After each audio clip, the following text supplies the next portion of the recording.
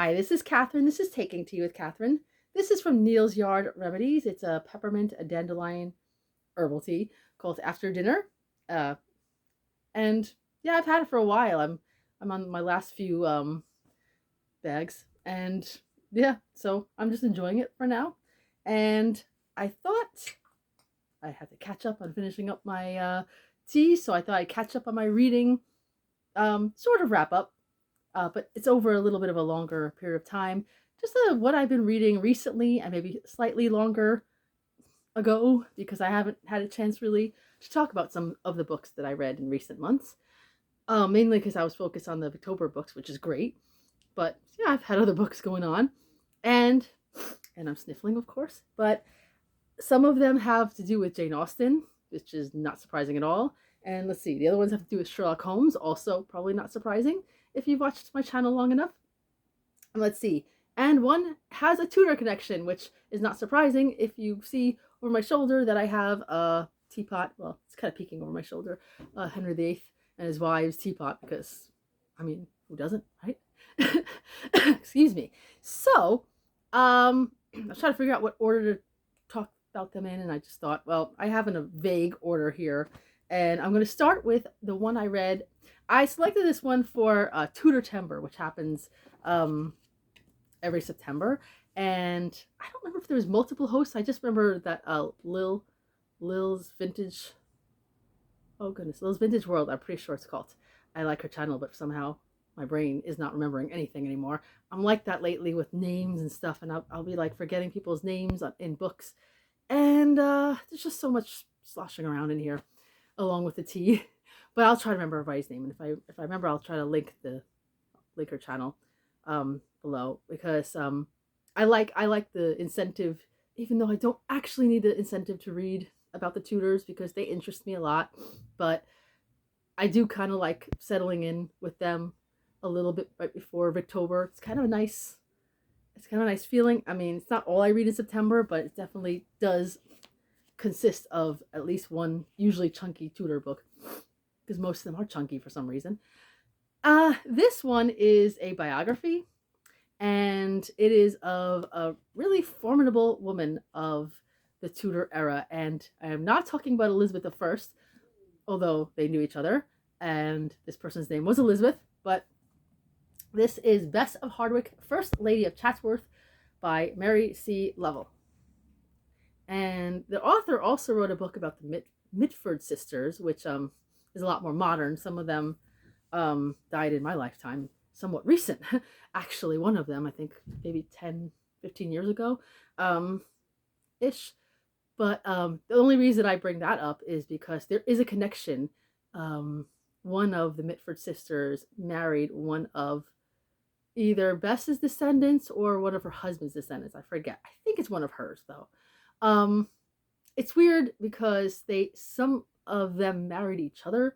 Like Bess, I'm gonna give a little background, but she was married to 4 husbands, not at the same time, obviously, but like she might have had one daughter, say, with one husband, and then her next husband, excuse me, or another husband, she married her daughter to his son. So they weren't related, but you know, that's what they did in those days. That was considered not too bad considering. But Bess of Hardwicke was a woman of the Tudor era. She was older than Elizabeth I, but not by much. I think she was born in the late 1520s, so during Henry VIII's reign. And she came from a family that was somewhat decently off, but having a bit of crises. And I think it was either right before she was born or right after she was born, her father died. And there's this whole system of wardship that could either mess you up really bad, your family, because things go to the crown in their discretion, or it could help you. And it went through a few ups and downs. Her mother got remarried. There were some issues, but eventually she had, as part of her education, being placed in certain households. Not exactly as a servant, but kind of like an assistant.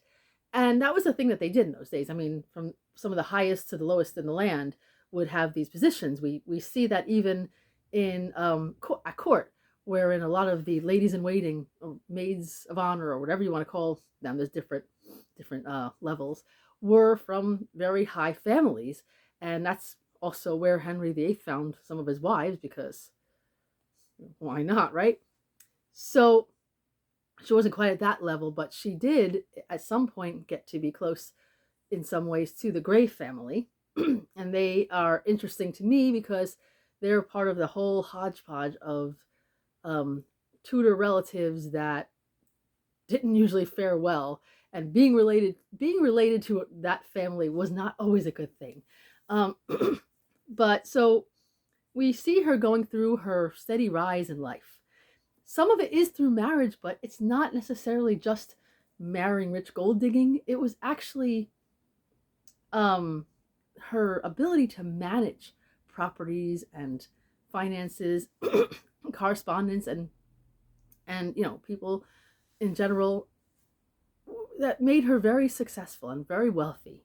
One of the most wealthy women of that time, and it was pretty remarkable. I mean, obviously, we don't have the same views nowadays, as most people don't have the same views as to women and their intelligence and all that. But in those days, I mean, it was already not great to the way people thought about women being actual rulers. So you know, the views were lower. But they anyway. I'm not going to get into that too much. But she obviously proved that she was either an exception, or she proved the fact that women could do certain things. So it made her interesting. I also feel like somebody say, okay, she was married 4 times. Was she some kind of like Black Widow? Did she like just kill off her husbands? Not really. Her first husband she married when she and he were both quite young, and I think he got sick and died. As a lot of people in those days did. Um, almost like two of Henry's sons died as teenagers. So, and his brother did too. So I mean, it's very very common. I'm talking about Henry VIII, like we're on first name basis now. Um, yeah, I wouldn't want to be, being that my name is Catherine. I don't want to be in any kind of close relationship with Henry VIII. No, except to have that on the teapot over there. I can't point to it now. Anyway, I'm losing my ability to point. But so some may find this book a little bit laborious if they're not used to nonfiction biographies of historical figures, because they do get into a lot of business management, like the correspondence and everything. But so I wouldn't start with this if you were trying to learn about the Tudor era. But definitely, if you've already read a number of books, this might be a good continuance for you. And I found it fun in some ways, also kind of like gossipy in some ways too, um, because at least one of her husbands was probably died from some kind of poisoning, not by her, but by a relative, and it was very, um, I'm not a big fan of true crime myself, but this was interesting. I think as an Agatha Christie reader, reading about people being poisoned, and do they ever go to justice? Not always. So I don't know. I found it fascinating, but also I found it, as you go on, you get to the real drama. It takes a while, but you get to the point where she's on her last husband, who was called Shrewsbury. That was his title, Earl of Shrewsbury. I'm not getting into everybody's first and last real names because there were just so many different changes of titles and stuff. But at first they were successful and happy together, and probably should have remained that way. But then Mary Queen of Scots fled from Scotland into England, and Shrewsbury was put in charge of her keeping. She stayed at his properties. They were given a stipend to take care of her, basically a stipend, really, because it was not enough. And at first, things were pretty nice and friendly, but really, that whole situation messed up their marriage. And I don't like to be fascinated too much, like entertained by people's failure in their marriage. That's sad. But this was interesting. And there's even one part where I think it's one of her stepsons recounts for, I don't remember who it was for one of the Cecils, maybe for Elizabeth I. I can't remember. Like a whole bunch of conversations that were going on between this couple, And it was kind of sad how it got messed up, but it was also very interesting. And then, of course, eventually her granddaughter ended up being of the Stuart line and in line, possibly for the throne because of a marriage. I'm not going to get into the whole family tree right now, but Arbella Stewart was one of those tragic figures, one of the many people who, being related to that family, not so good. Also, just backtracking a little bit, I forgot this because I know I read it somewhere, but I forgot that when Catherine Grey, who was Lady Jane Grey of the tragic 9 Days Queen executed by Mary the First fame, um, her middle sister, she married without royal permission, and she became pregnant. And when it became too late to, it was just, pregnant. The first person she seems to have told was Bess, and Bess was like, "Oh, nope, nope," you know what I mean? This is not on me, and because she had actually a pretty good relationship with Elizabeth I. They had their tensions here and there, but they really did have they got along. I think they had a mutual respect for each other, which was nice to see because Elizabeth did have some female friends that she cared for, but she wasn't always very nice to them. So it was good to see that. Of course, she also kind of wrecked their marriage by default. But anyway, so I don't know. I had a good time with this book. It was not cozy, but it was an enjoyable read. My cat is going to knock over my mug, so now I got to hold my mug. I know you can never see him because he's always like somewhere off camera, but this mug is going right here because Freddie just put. Anyway, I'm not blaming him for all my problems. Anyway, so next I'm gonna read about. I read already. Freddie is so distracting. Anyway, I'm gonna speak of a book that came out this year, and it's called The Elopement by Jill Hornby, and she wrote a number of books already about something Jane Austen related, mostly about Jane Austen's family. The last one had Jane Austen in it. Actually, two of them had Jane Austen in it, but this is post. This is when Jane Austen's already gone for a few years, and her niece from her wealthy earthquake from no worry, no earthquake, from her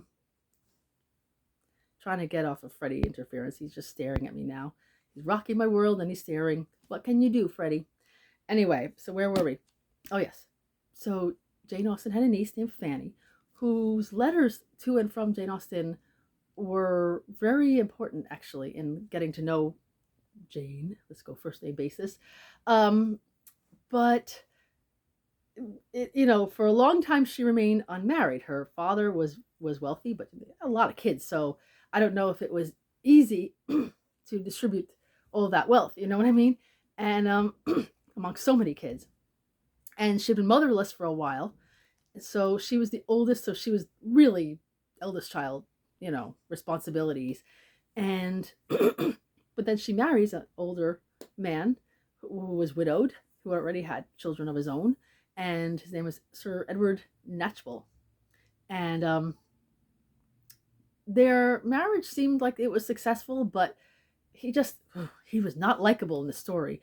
But he had a daughter named Mary Dorothea, who he, seemed to love and treasure very much. But in this story, Fanny doesn't seem to be very warm towards her, which made me kind of sad. She came across as this cold, not evil, but just distant stepmother. It was odd. I was like, did that really happen? Or is this what the writer did? I don't know. But the reason why it's called The Elopement, and this really happened in history, was that Edward Knight was Jane Austen's brother. He took on the name Knight to get this family's fortune. He was kind of adopted by this family. It's the whole thing that they used to do in those days. I don't know if anyone does that now. Probably not. But where was I going with this? Oh yeah, so he had a son. I think it was his oldest son. Yeah, his eldest son, who was called Ned in this book. And in real life, they got married, but they eloped. And it's kind of weird because the families seemed to get along pretty well. And they were friends. The daughters, and Mary were friends and everything. So what happened? Why did they have to elope? So the story kind of gets into conjecture or, storytelling as to what really happened. It's a historical fiction in a way because it's, based on real people that existed, but you have to embellish a little bit. And the difference between these kind of stories, most of her stories especially, and Jane Austen's stories is that Jane's ends with a marriage, kind of a happily ever after, not exactly fairy tale, but just kind of, look, this is all cleaned up. Everybody's got married. This is going to be great. Everybody's in good shape, stable, pretty much. Most people got what they wanted. If they didn't get what they wanted, they got what they needed, and they're going to be good. This goes until when people actually die, because that's what happens. And so it's kind of sad because people who should have lived longer don't quite make it as long as you would like to see them. But there are some really interesting characters. Mary has a great aunt whose name escapes me, but her husband was a famous, I believe, was it a botanist or natural history type of person? I totally forget, and I looked it up and everything, but it's been like a month since I read this, so now it's kind of out of my head. But she's a fun, interesting character, and Cassandra Austen, who I've grown to like pretty much, is pretty great in this story, and so you get to return to Chawton a little bit, where Aunt Cassandra, as they call her, lives. So I liked it. I didn't blow me away like, oh my goodness, the best book I ever read, but I feel like I've basically enjoyed this sort of series of books. I don't know if they're going to go any further, but you don't know what families have going on behind the scenes, what kind of drama or lack thereof in some families. Some families are kind of boring, I suppose. But the Knatchbull family, which is what Fanny married into, are still, down the line. Now he's yawning. Freddie, am I that boring? Are still kind of well known. They're friendly with the royal family apparently. I don't know if that's interesting to you or not, but nowadays I don't know if the royal family is someone you really want to be. But anyway, let's not get into that stuff. So now let's get to the mysteries. I almost wanted to put my hat on, but I'm not going to do that. I'm going to go to another Jane Austen, and I read this in September again, so some of the story is fading a little bit, but I still really like this book. I just had so much fun. It's called Miss Caroline Bingley, Private Investigator by Kelly Gardner, like Jane Austen characters. And, okay, my eyes, Sharmini Kumar. Really hope I said that correctly. I like the cover too. So this is one of those Jane Austen sequels that, Pride and Prejudice sequels, that imagines lives for other characters and puts them in a mystery novel, makes them investigate, which I like. And Caroline Bingley has always been one of the most fascinating characters to me because you don't feel sorry for her. She's mean. She's a mean girl. She's plotting basically to not get. By the way, we are getting into some spoiler stuff here with Pride and Prejudice. So if you don't want to be spoiled about Pride and Prejudice, maybe forward this bit, I guess. But otherwise, she's really plotting to not have them together. She likes Jane Bennet. She wouldn't mind them, but she doesn't like the rest of the family. And Elizabeth, of course, threatens her aspirations toward Mr. Darcy. So she comes across as nasty. Other words that I don't want to say here. So when in the end you find out that she didn't get what she wanted, and the Bennet sisters basically get what they want, and oh well, too bad for her. But then these writers, two writers here, decide to say, well, what happens next? What would she do with her life? Would she just find someone else to marry? And other books I've read have that happen, where she finds some other guy and, they have a nice marriage together or whatever. This one puts it a couple of years into the future, has Caroline Bingley traveling through Europe a little bit and getting some perspective in life, not rushing toward marriage anymore. And she is now receiving a message. She's spending time with the Bingleys, and she gets a message from Georgiana Darcy, who she still keeps in touch with, who is going to London to find one of her maids who is missing. And it's really cold out, which actually was hard for me to read. I don't know, even imagining cold weather gets me cold. My hands turn colors. But yeah, it was, I believe it's supposed to take place during one of the frost fairs, wherein because there's a scene that takes place there. The River Thames gets frozen to the point that they put shops and entertainment right on the frozen river, and people were on there just hanging out and doing things. I don't know how, but I always found that kind of interesting. There was even a Doctor Who episode that did that.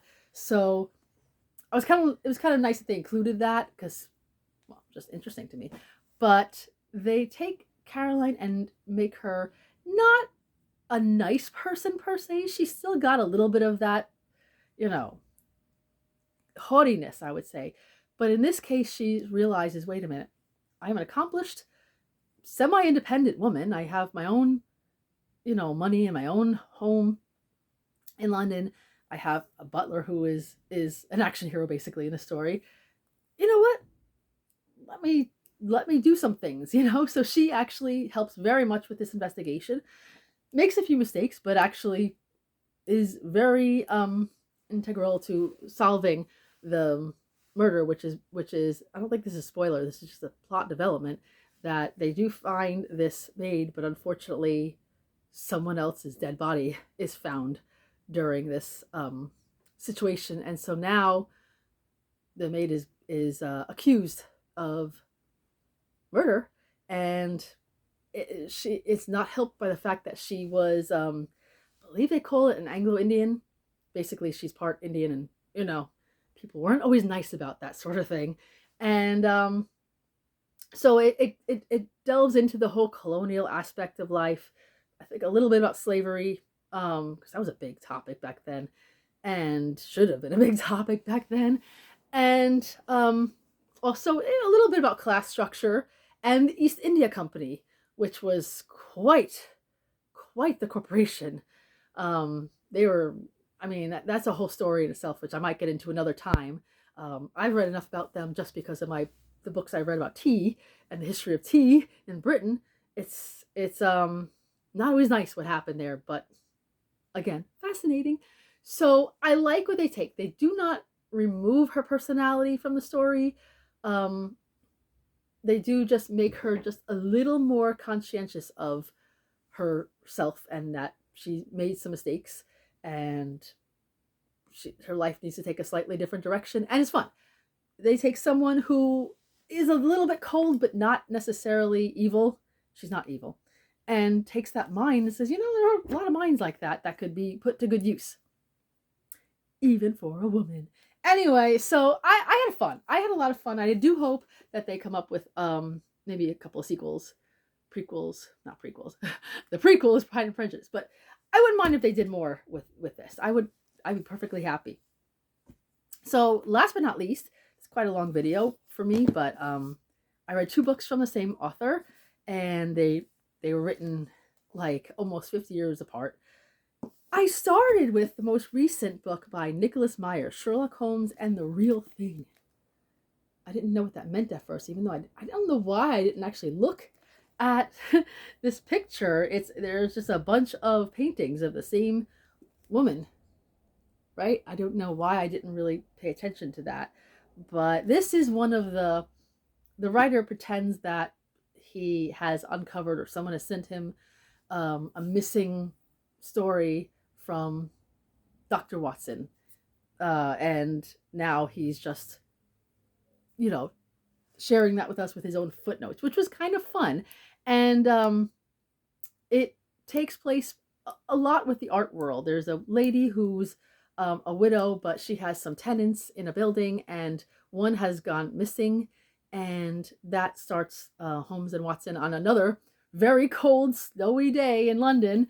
I don't know what's happening with all these cold days in London that I'm reading about, but investigating what happened to him and his connections with the art world and his connections with forgeries and some connections with pre-Raphaelites, which made me happy because I didn't expect that. Edward Burne-Jones was mentioned a couple of times. And you get to learn a little bit about the art world, not just in London, but mostly in London. And I kind of like that this writer, I don't know, I always feel like Sherlock Holmes, there's plenty of his stories and adventures that take place in other places, but I feel like I enjoy most of those stories in London. And this one I think is my first that I read of his that took place solely in London. And I liked it. I wasn't like blown away like this is the best, sequel pastiche Sherlock Holmes imagining ever, but I thought it stuck pretty close to what Sherlock Holmes who Sherlock Holmes is, and not because the 7% solution, which was the first one I read of his was good, but it was a little weird to me. So it was a little too much reimagined. But I do believe that this is a really good writer. I'm pretty sure he was one of the writers on Star Trek Wrath of Khan, and that was a really well written movie. Even though it's not my favorite of the movies, it's still amazing. My favorite. I don't know if you guys are into Star Trek movies at all, but Star Trek 4, the Voyage Home? No. Of course, I don't even know what it's called anymore. But the one of the whales in San Francisco, that one is my favorite. But anyway, that is you know, I am going all over the place. So it's, you learn a little bit about the art world.